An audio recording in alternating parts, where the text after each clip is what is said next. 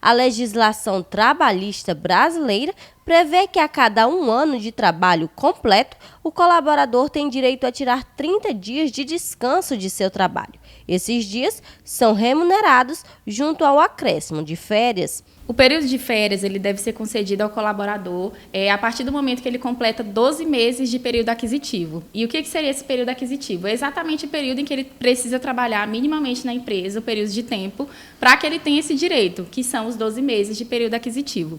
E após esse período, existe aí um período de mais de 12 meses que o empregador, no caso o empresário, tem para conceder essas férias para os colaboradores e os empregados. E todos esses colaboradores têm direito a essas férias desde que cumprido esse período aquisitivo. A concessão das férias é um ato do empregador. Ele pode decidir a melhor data para que o empregado aproveite as suas férias, desde que seja feita aos 12 meses seguintes a que o empregado obteve o direito. Em relação à definição do período de férias, de quando o trabalhador, o funcionário, irá receber, ou seja, irá gozar desse período de férias, quem vai definir é a empresa, o empresário, o empregador.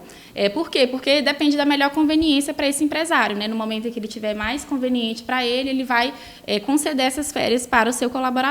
Claro que existem empresas que são sempre abertas, né? Perguntam aos colaboradores aqueles meses em que eles desejam tirar as férias, mas isso não é uma regra, a não ser que exista esse fracionamento das férias, porque a gente sabe aí que a reforma trabalhista trouxe várias mudanças ao Instituto das Férias, e a principal delas foi a possibilidade de fracionar essas férias em até 3 períodos diferentes, contanto que um desses períodos seja de pelo menos 14 dias e os outros 2 de, no mínimo, 5 dias corridos. Então, para fracionar essas férias em 3 vezes, aí é preciso que o funcionário concorde. Tanto a empresa quanto o colaborador precisam concordar. E o prazo para pagamento dessas férias é com 2 dias de antecedência. A empresa precisa realizar esse pagamento com 2 dias antes de o funcionário realmente entrar de férias.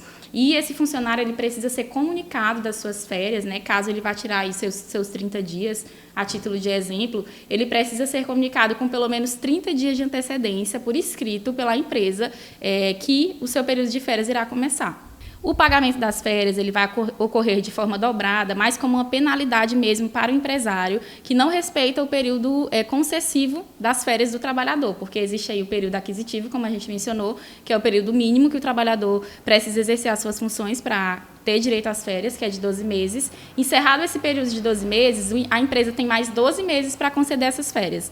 Então, se a empresa não respeitar esse período, conceder após esse período de 12 meses, aí sim a empresa precisa pagar em dobro as férias para o trabalhador. Existe aí uma multa, né? Inclusive o trabalhador que não tiver recebido as suas férias nesse período máximo que ele tem que receber, ele tem direito de ingressar na justiça em busca dessas férias. Inclusive, existe uma penalidade que é imposta à empresa se ela ultrapassar esse período além do pagamento em dobro. Além dessas orientações, os empregados devem ficar atentos a alguns pontos importantes com o vínculo empregatício. O empregado deve ficar bastante atento, sobretudo no seu período concessivo, né? Se a empresa não vai ultrapassar esse período mínimo, aliás, máximo, que a empresa possui para conceder essas férias, porque às vezes pode ser que a empresa ultrapasse, às vezes coloca só para a pessoa assinar um papel e a pessoa às vezes não se atenta, acha que é uma outra coisa, e às vezes é uma concessão de férias só no papel, que não existe, tá? E além disso, tem algumas especificidades, as férias elas não podem começar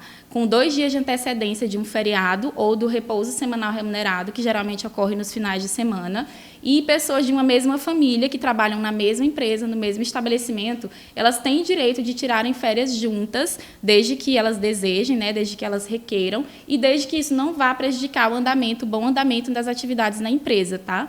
E outra especificidade interessante é mais voltada para as pessoas que são menores de idade, menores de 18 anos, especialmente os aprendizes, e que são estudantes, eles têm direito de tirar férias no mesmo período escolar, coincidir com esse período escolar.